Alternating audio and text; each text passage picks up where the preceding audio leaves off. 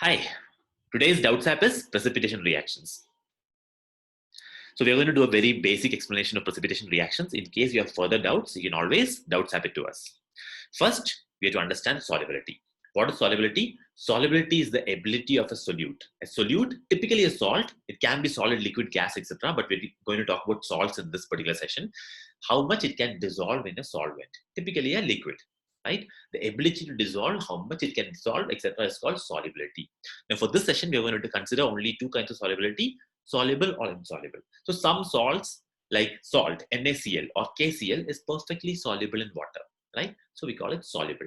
When it's soluble, it will look like this. The liquid will look clear, and the solution will look perfectly clear. The solute will not be visible. The salt will not be visible because it has become fully dissolved.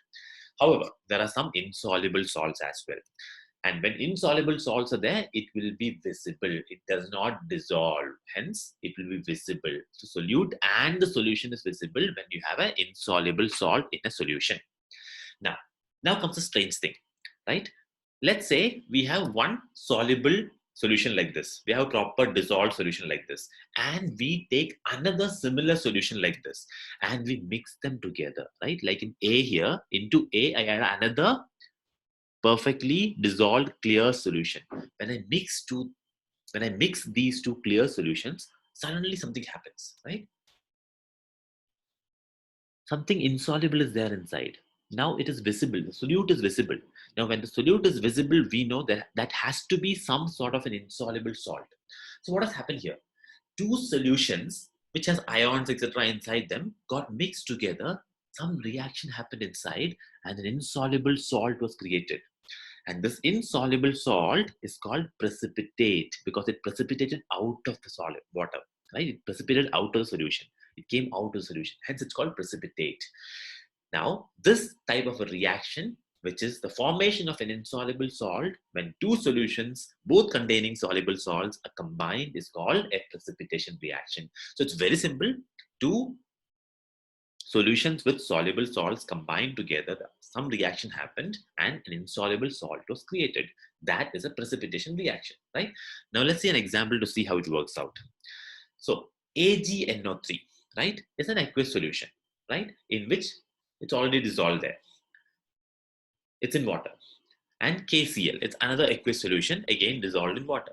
Everything is perfectly fine. Both of these, KCl and AgNO3, silver nitrate and potassium chloride, are both perfectly soluble in water, and hence both of them would be proper clear solutions like this one.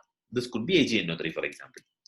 However, when you mix them together, right, the Ag and the Cl combine together to form AgCl, right, and KNO3 combine together to form KNO3. Now, KNO3 is still soluble, so it won't be visible. However, AgCl is insoluble in water. That's why it's written S here. And AgCl will be properly visible, right? So this is how we represent that. AgNO3 plus KCl combine together to form AgCl and KNO3, right? So this AgCl is not soluble, and that is what precipitates out. So what is the precipitate here? AgCl. Now, this can also be represented as an ionic equation, which is also important for the textbook, right? So we can show it like this: Ag plus aqueous plus NO3 minus plus K plus Cl minus combined together. Now, who will combine? Plus and minus will combine together, right? So Ag plus and Cl minus combine to form AgCl, NO3 minus and K plus combine to form KNO3, right? And AgCl precipitates out. So as a result of this ionic equation of Ag and Cl combining together, we got a precipitate out. And that is the precipitation reaction. Now, there are further a lot of concepts to be discussed inside this about why the ionic reaction happens, about what is about how solubility varies, what is the criteria for solubility, etc. But we're not going to discuss those things here. This was just to discuss precipitation reactions. And if you have any more doubts, please feel free to doubt zap it to us to this number here. Thank you. Hope your doubts are clear. Bye.